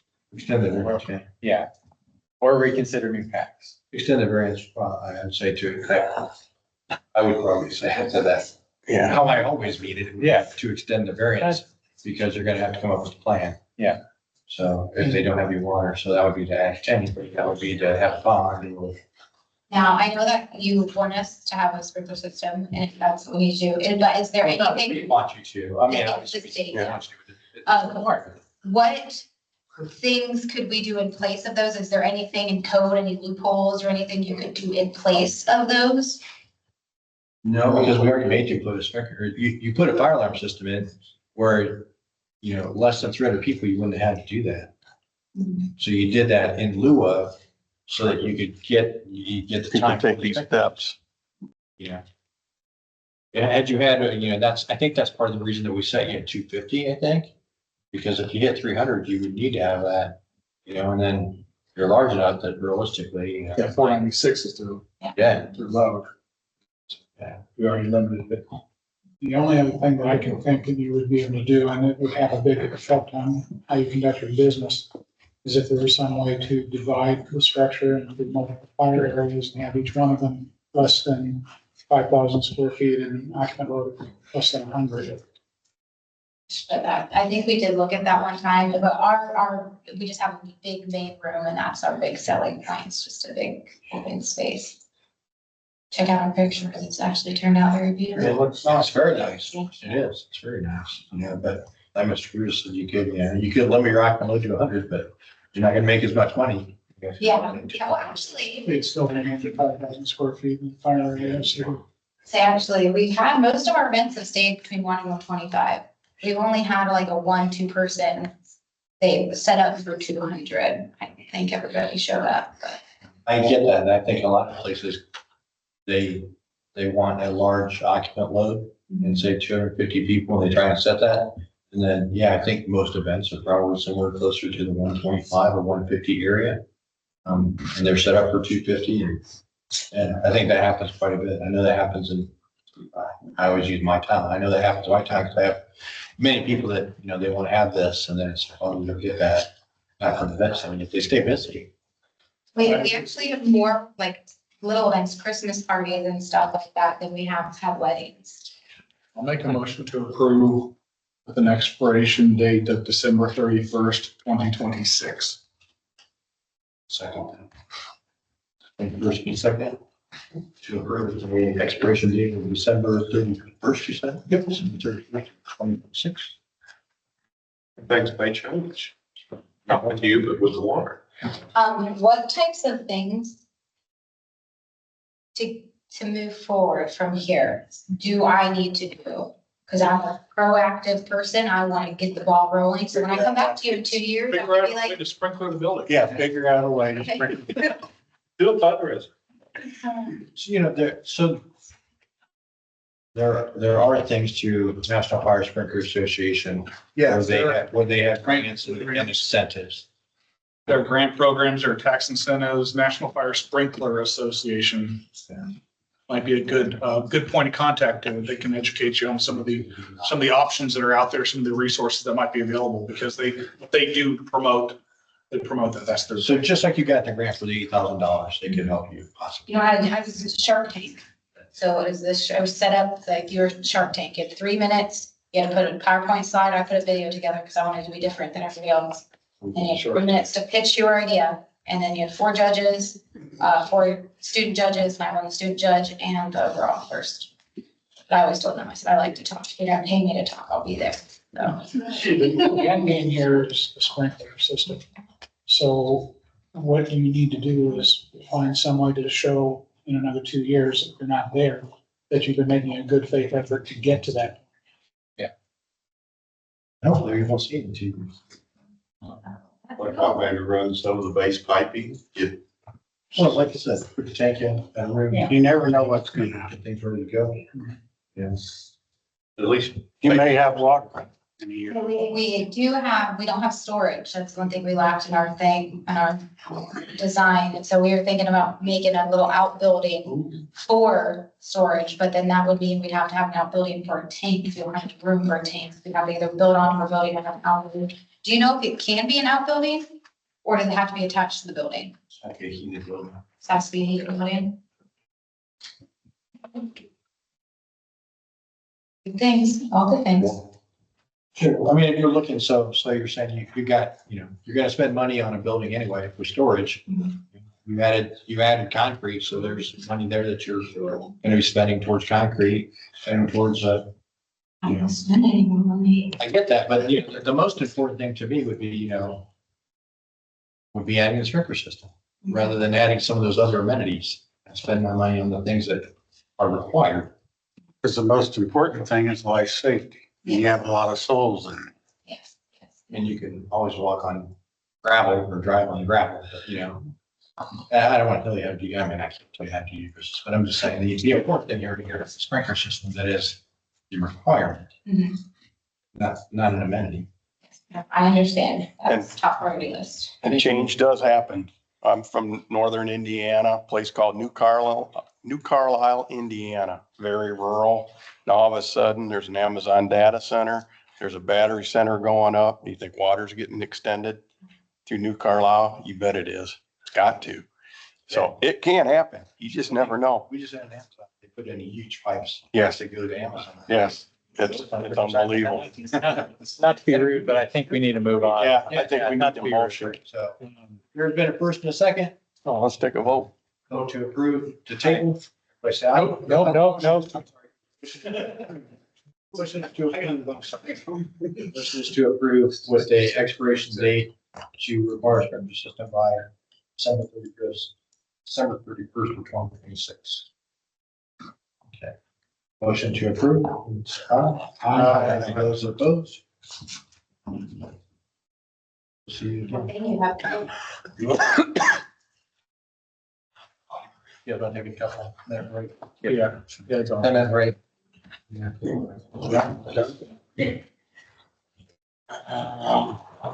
Well, then you get into Ball State.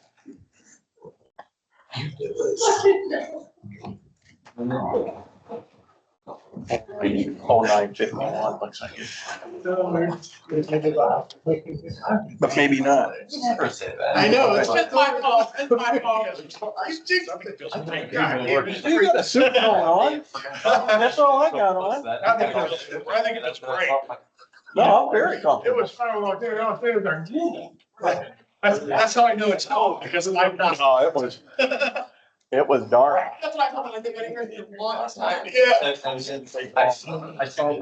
I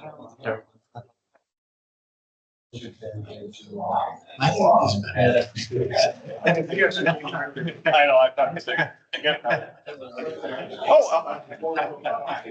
Yeah, that's funny.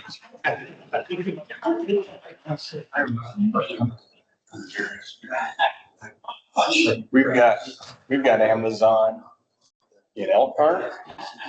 We've got Amazon now in Granger and now in New Carlisle. Basically 10 to 15 miles, 20 miles. Well, then again, 3 new Amazons, now we've got Google. And they've all gone back to their places and all stuff. Yeah. Because they've all built on the edges of town. In that open field. They'll get one. Oh, yeah.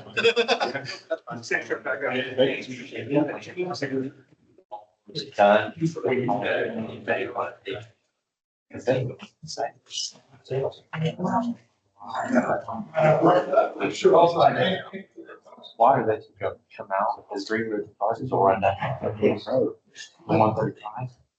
There with third party authority. Oh, I understand. If somebody goes into there. Yeah.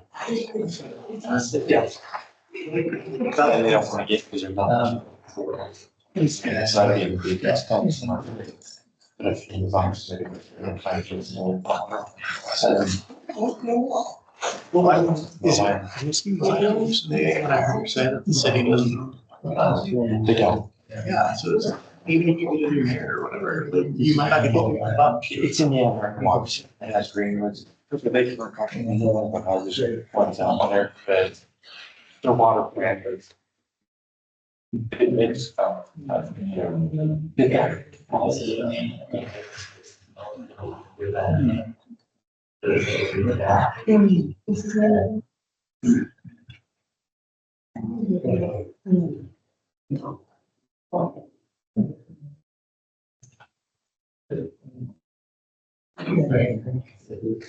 In the almost 10 years that I spent out of these meetings, I just don't know about my future.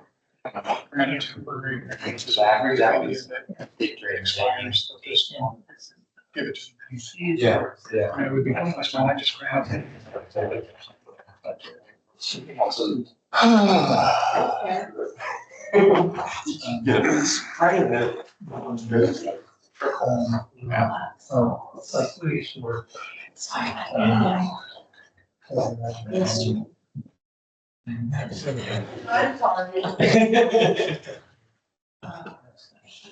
How dare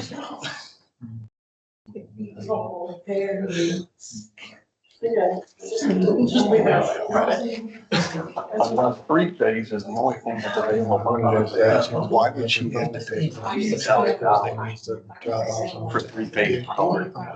I'm just thinking, you know, she said she already had to pay $48,000, something like that, to have a 3 days. Right now, all she's got is a well pump. I'm just gonna print the agenda. And maybe HVAC. That's not enough to have. Just to have your well pump and That's why I'm. your air conditioning operate more efficiently. Well, you know. Because they didn't want to put a bunch of residential splits.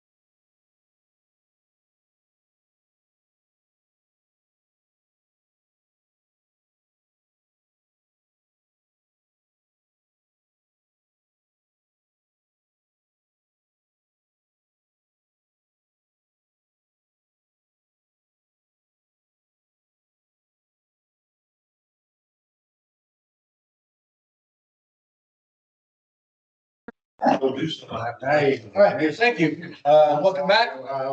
We're going to get started again with our meeting. And I believe we are at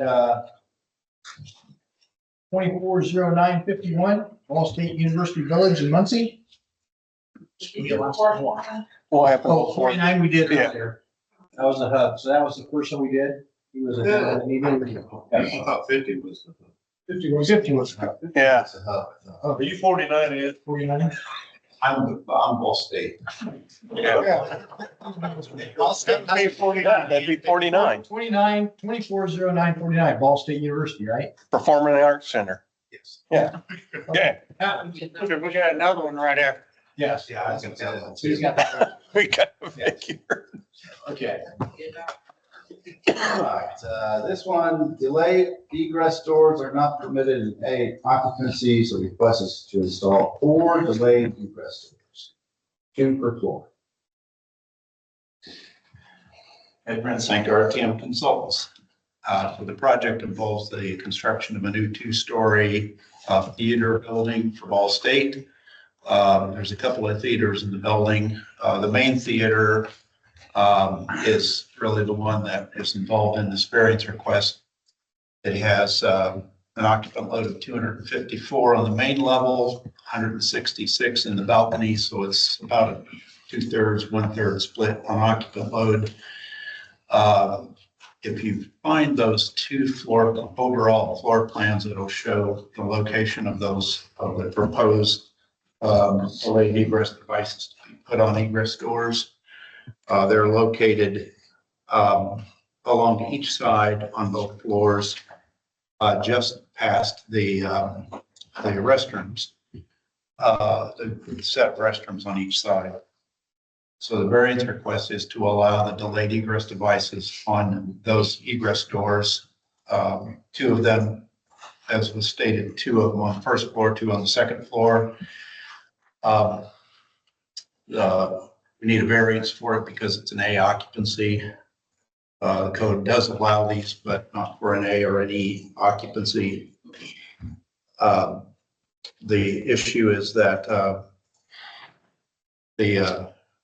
these doors separate kind of the back of house area from the public area. So the university wants to put delayed egress devices on these doors so that the public won't be able to access this area in a non-emergency situation. The doors do unlock upon actuation of the sprinkler system, the fire alarm system, or upon loss of power.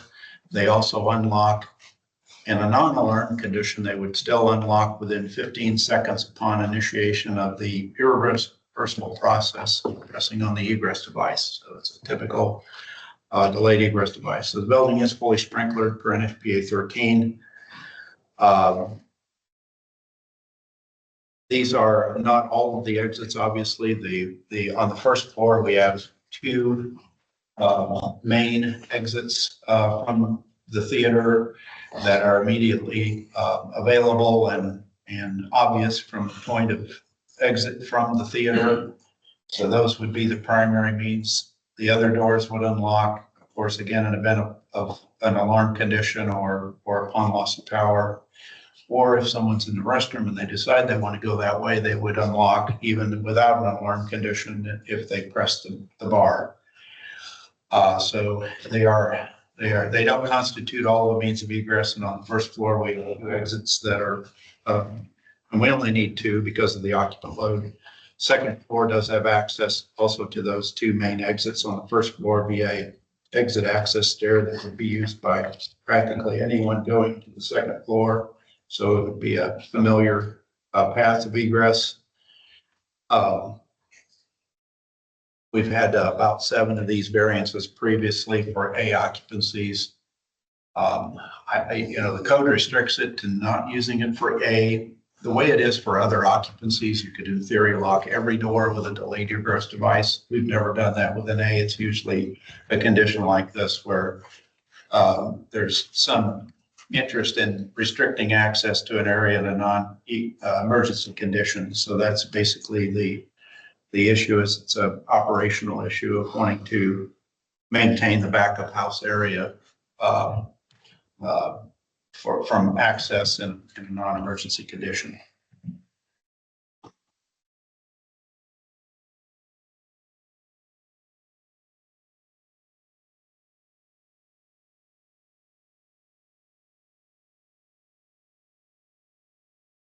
I'll make a motion to approve page one C. We want to hear the. We should at least. Thanks, Eric. I will not second. Well, I can go ahead and explain. I think C is recommended for approval. Yes, he's recommending. Yeah, but B, I'll talk about B. Yes, I'm just shooting pretty early. Well, I appreciate that. The variance B is for, the fire pump room at the basement. This is a requirement that is kind of hidden in the 2010 edition of NFPA 20 to require a fire pump to have an exterior door for access, or in the absence of that, an access directly to a 2-hour or to a rated stair enclosure. So the request here is to allow the fire pump room on the lower level to have direct access to the stair. We've had a lot of variances normally on spaces opening to a stairway, so it's similar to those. In this case, it's the same condition that it's not, the concern is always, well, the door could be held open, or it could be, how, and so that sort of thing, but it's a door, it's obviously only for, authorized personnel to be in this room. It would be a locked door, so not anybody could just open that door, from the stair side. It would be secured. Is it marked as not an exit? We can agree with that. I mean, it's on the basement level, so yeah, I mean, well, I don't have a problem with putting that sign on there. That's easy enough to do. That's frequently done.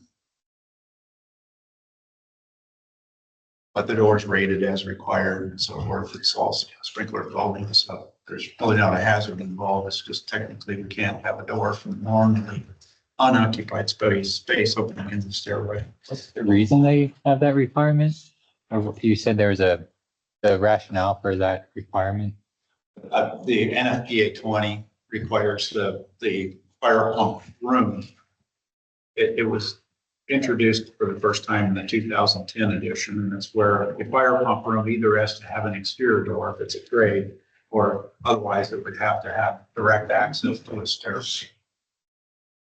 So we can say it's a code requirement, or sort of a gimmick to get around it, but it's kind of silly where you provide sort of a vestibule type space where technically it's not opening directly in, but you have a vestibule. And they don't have room for that in the equipment room. It's really just an unnecessary extra door. G's a recommendation.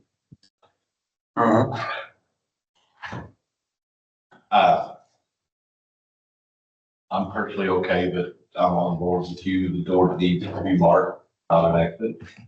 How should I motion that?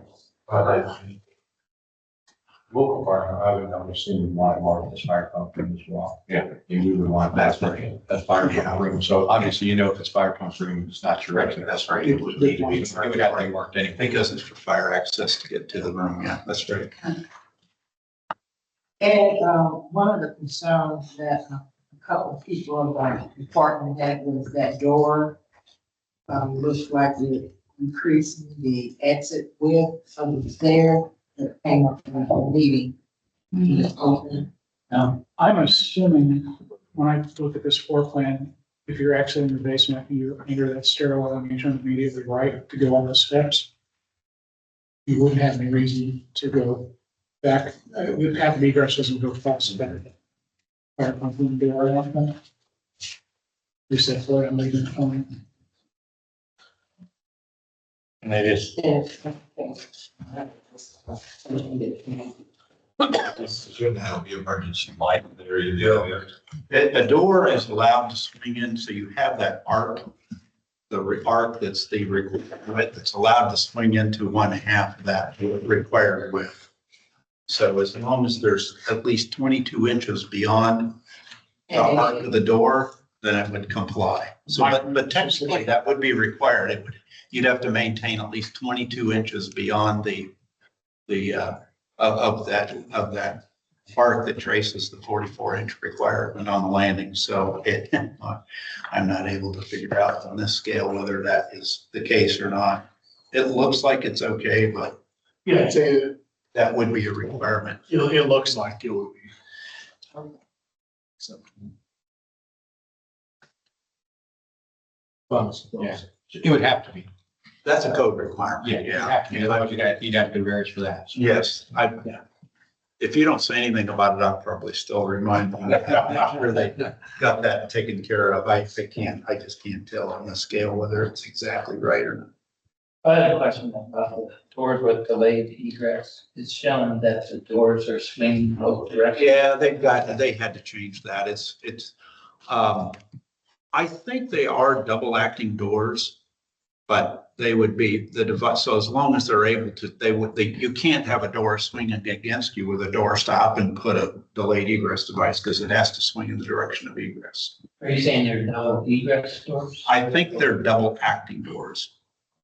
But I think you could still install, because it doesn't have a stop, but you could still install this hardware on that door. So it still functions as an egress, and the door would swing in the direction of egress. So on one side, on one side you have to activate it, on the other side you don't, or? Correct. Okay. Yeah, and it's really not a required means of egress from the other side because they've got access to the enclosed stairs back of house. Yeah.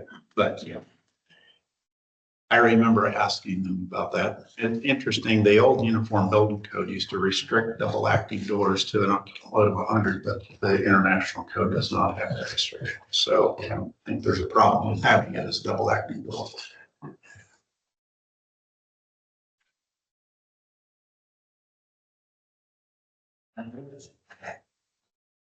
Gotta have an F on B though, right? It's gonna be marked. No motion. The fact that it would be marked as. You would have to be marked as a fire. So don't have to worry about it. Maybe it's gonna do it. Yeah. So let's approve A and B, C's recommendation. Right. But you still have to. we still have to approve it. So you need to approve A, B, and C. A, B, and C. I'll make a motion to approve A, B, and C. Second. There we go. All right, motion to approve A, B, and C. All those in favor, say aye. Aye. Those opposed? Thank you. Ed, don't run away.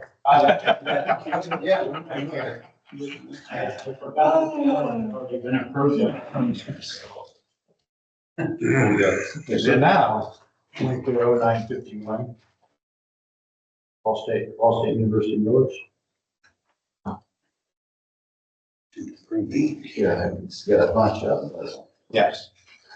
Only one of them's. I think only the first one is in C category. That was it, right? A is the only non-AB category. Okay. Code permits 2A construction to be 3 floors or 4 floors with a sprinkler system for R2. Request is to permit an A2 occupancy above the 5th level. This they call it the roof terrace. I think it's actually the 6th floor, but check out the floor plan. Advanced RTM Consultants. So it is on the 5th floor because we've got a 5/1 podium design. So we have a type 1A podium on the 1st floor, and then we have 5 stories. It's a type 2A construction. So we're requesting to allow the A2 occupancy to be located on the 5th floor. We are within the allowable height feet. But we exceed the stories. So we are within the height allowance. When you have a podium building, the overall building is limited to a certain height for the least of the 2 occupancies or construction types. In this case, the 2A restricts it to 85 feet because it's a NFPA 13 sprinkler protected building. We have a 78, so it's in terms of the overall height, that's not an issue, but it's because the A2 is located on the 5th floor. So it's labeled on the plans as the roof terrace level. There is a outdoor area included, but the enclosed area is about just under 6,000 square feet. So the building has typical amenity, hotel lobby, restaurant, so forth on the first floor. Floors 2 through 5 hotel guest rooms, and then the rooftop terrace level. So it is a sprinkler building, NFPA 13 throughout. We were also proposing smoke detection throughout the building.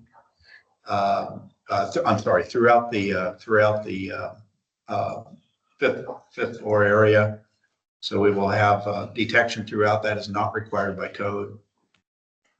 There was a similar variance granted in the case of 170946, where we had actually 2 extra stories allowed for an A2 on top of the type 5A building. So this compares well with that one. That one was also approved based on detection throughout. In this case, it's a type 2A, so it's totally non-combustible construction. We do have access to 2 enclosed stairs. The maximum travel distance is just 93 feet. It's really a relatively small floor area. We would actually be allowed for an allowable area per story for an A2 type 2A constructions 13 protected. It would be 52,235 square feet. We've got just under 6,000, so it's a relatively small area. I want to add on the enclosed stairs. They are actually precast concrete construction. So those are stick built with metal stud and drywall. In this case, we do have precast concrete stairs. We've got an awful lot of confidence in the stairs being available and withstanding any event that you would normally expect. Again, our travel distance is just 93 feet. And I mentioned the fact that we are within the allowable height per feet. So the issue is that they're already about 1.5 million over budget, as almost every project is over budget these days. It's hard to keep up with the prices. And so they having to go to a higher construction type would be very expensive, probably at least $1 million. The other way to comply, and just to be disclosed here, the other way we could do it would be to build a 2-story type 1A podium, and then the restaurant's still going to be where it is, but now you've magically taken up another floor area with the podium, and then you only have a 4-story 2A. But I don't really think that would make any difference in the conditions involved here, because it would still be a type 2A building. It's 1 hour rated, so it's a protected building. Non-combustible construction, again, 13 protected, and we've got direct access to 2 enclosed stairs that are precast concrete. It's not entirely apparent, but this is part of a larger complex of a. It's directly attached to the theater building that we just talked about. Okay. Yeah, so it's separated, and we have a scheme in there where one of the variances involved was the ratings required to separate the 2 buildings. So that building that it's attached to the norm is 3 stories, 2 stories? It's 2 stories, right? It's a 2-story. I think it's got a penthouse level also, but that's a 2-story building. That's a type 2B building, and it is fully sprinkled. And the only other comment I would have right off is that the terrace appears not to have separated exits. It would have require 2 exits, and it doesn't look like they're properly separated. Oh, no, they're well over a third of the diagonal. Okay, is it sprinkled up there? Yeah. Okay. Yeah, it's all sprinkler. Other, of course, there's not the outdoor deck area, but yeah, even if you took the overall deck there, we've got proper separation. That one stair is kind of inboard, and then the other one, I believe the one now, I should look at plan, just wondering what it looked like. Yeah, they're actually both within the space, but yeah, they're easily, they're probably actually half of the diagonal. The outdoor area, if you look at that roof terrace area, that's exhibit, it's the white area off to the right, that's just roof. It's not occupied at all. It's the hatched area that would be their outdoor deck area and then the inside area. And there's multiple doors into that from that outdoor area, at least two that I can recall. So we don't have any problem with egress distribution or separation.